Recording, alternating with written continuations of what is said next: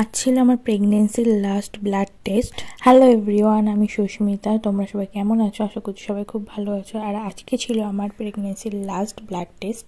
আর এখানে ব্লাড নিয়ে চলে গেছে, বাড়িতে এসেছিল ব্লাড নিতে।